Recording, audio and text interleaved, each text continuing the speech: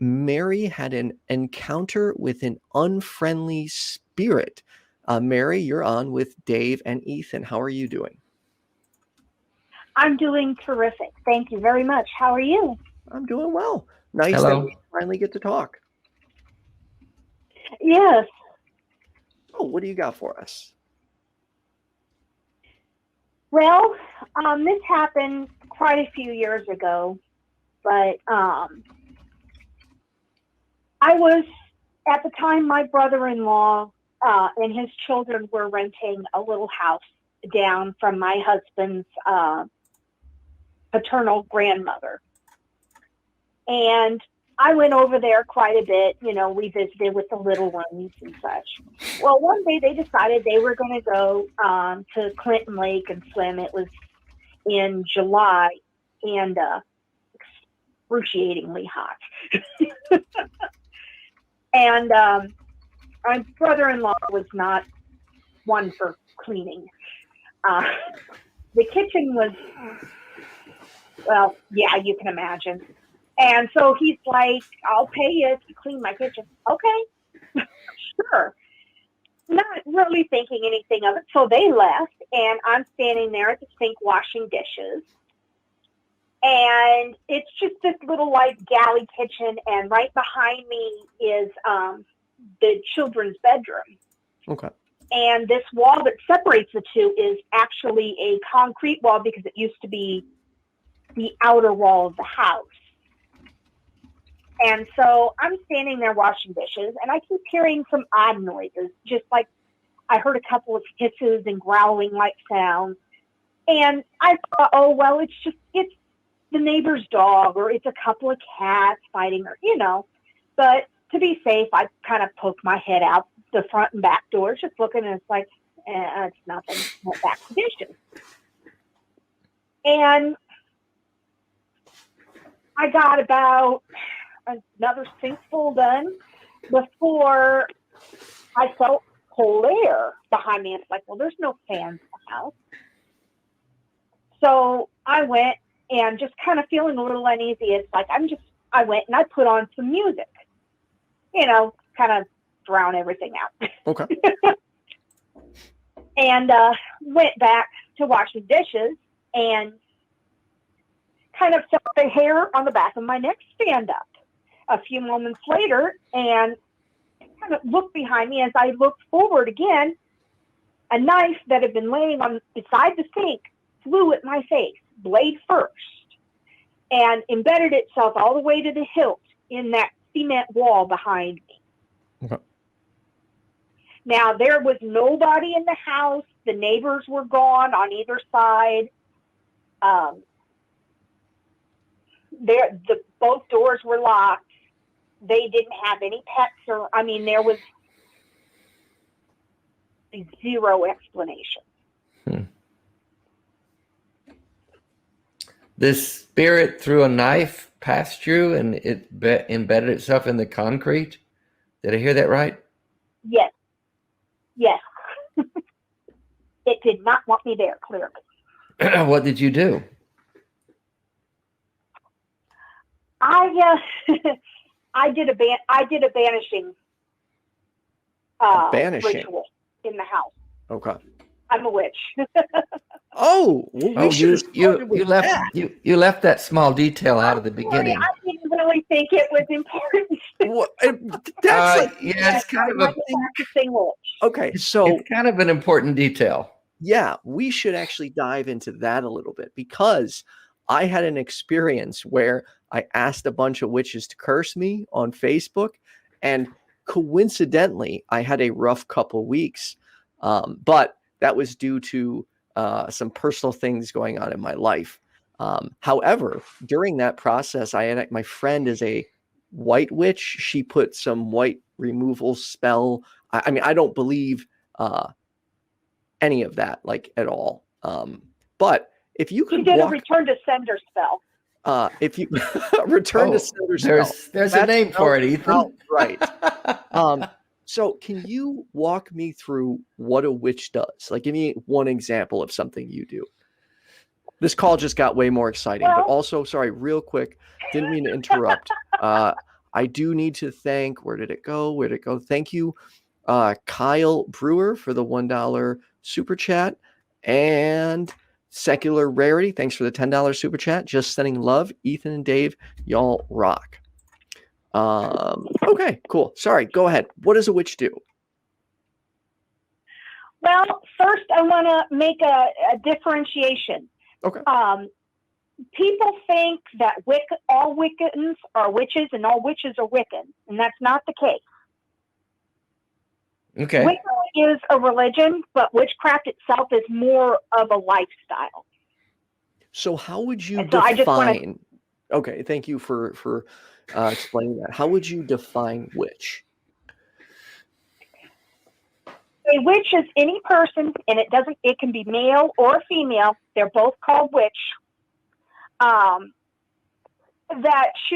uses mediums of any sort to manipulate energy for a specific reason or a specific goal. Okay, so give me an example. What is something you could do to me? Well, first of all, I don't use any kind of magic that harms others or messes with free will. Okay.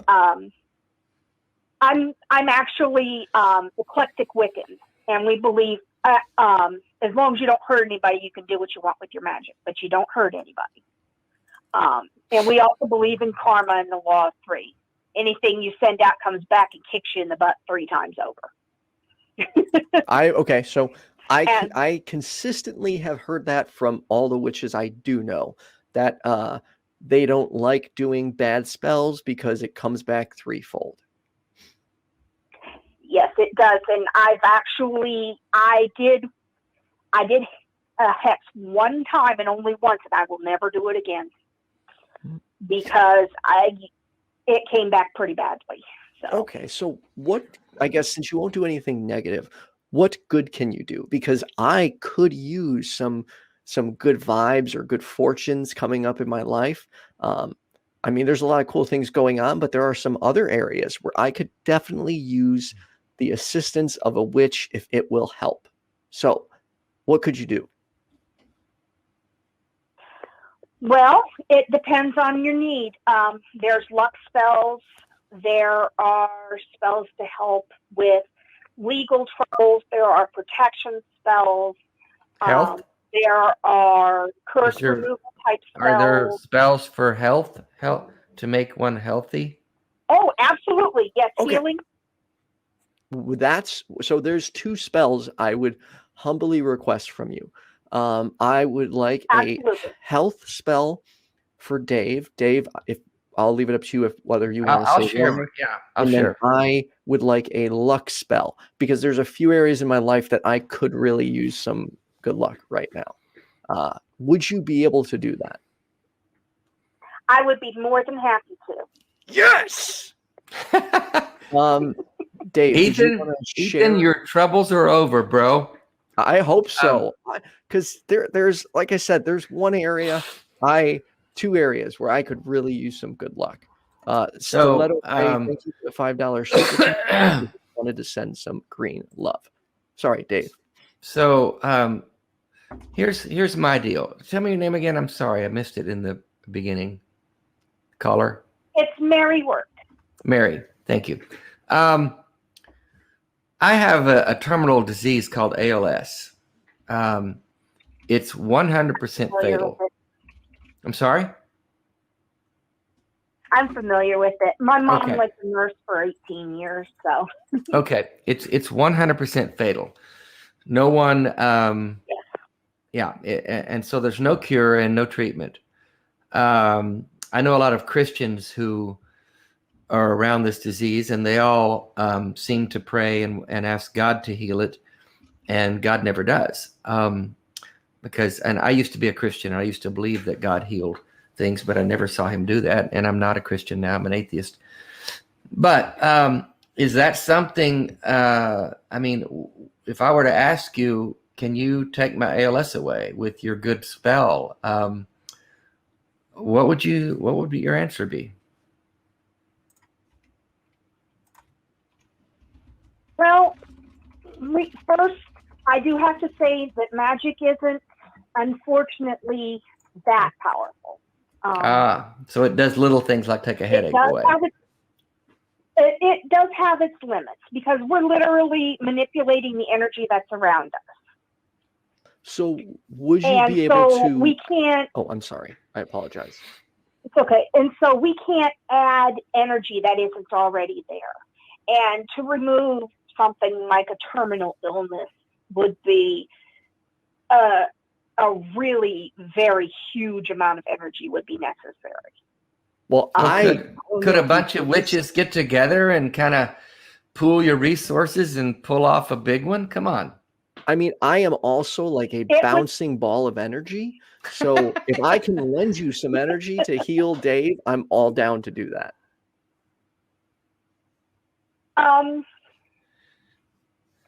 If a lot of us got together, it would be possible. Let's do this thing. Let's have a witches conference. I'll speak. You guys do your thing. Well, I know that they do have several festivals, gatherings for witches and those into witchcraft throughout the summer months. Let's see. I believe is that where they get naked and dance around a fire and all that? No. Ooh, that sounds fun. You believe what? I'm sorry. Thank you for the $5 super chat. Oh snap! Looks like the spell worked. Okay, so is there anything just to kind of bring this to a point? Anything you can't cure ALS?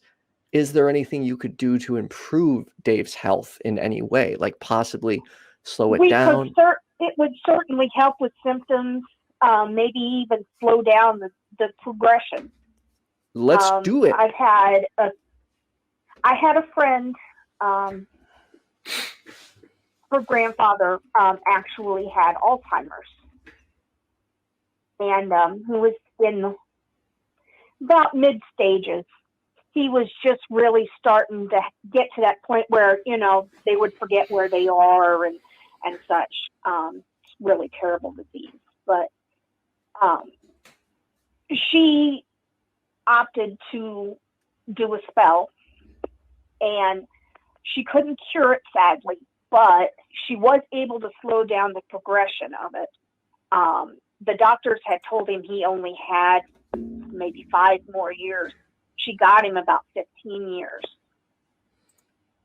before he passed away, and he actually passed away of a heart attack.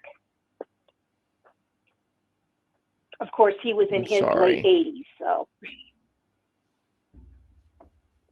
But unfortunately, magic is limited.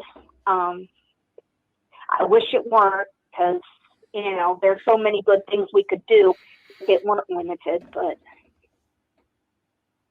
Well, I don't know. Dave, where do you want to go with this? Honestly, I don't know where to go, because I'm a skeptic at heart, and I don't, I believe in things that we can see, and I don't believe in, but I trust things we can see and that there's empirical evidence for, and that we can, I lean toward rational thinking, and so I'm not really into the idea of there being a supernatural world out there that we can manipulate with spells or prayers or any kinds of things like that. I just think I don't see the evidence for that. And I'm not saying that there's harm in what you're doing, Mary. You seem very nice and that you want to do good things for people. But if that's possible, then it's got to also be possible that there are people who can do harm to people through the spiritual manipulation of energy and things like that. And I find that to be a little troublesome to kind of entertain that as a real possibility. Yeah, because one of the concerns is it can unfortunately give people false hope, or as we've seen in the past, like with faith healing, people believing they'll all of a sudden feel better after the person placed their hands on them. and then they will stop seeking medical treatment. And that should never happen. And Agreed. that's why this conversation is kind of difficult to have, because we've seen the effects of how harmful beliefs like this can be. But in the interest of testing, I know we're connected on Facebook. Would you be willing to just do a health spell on Dave and a luck spell on me?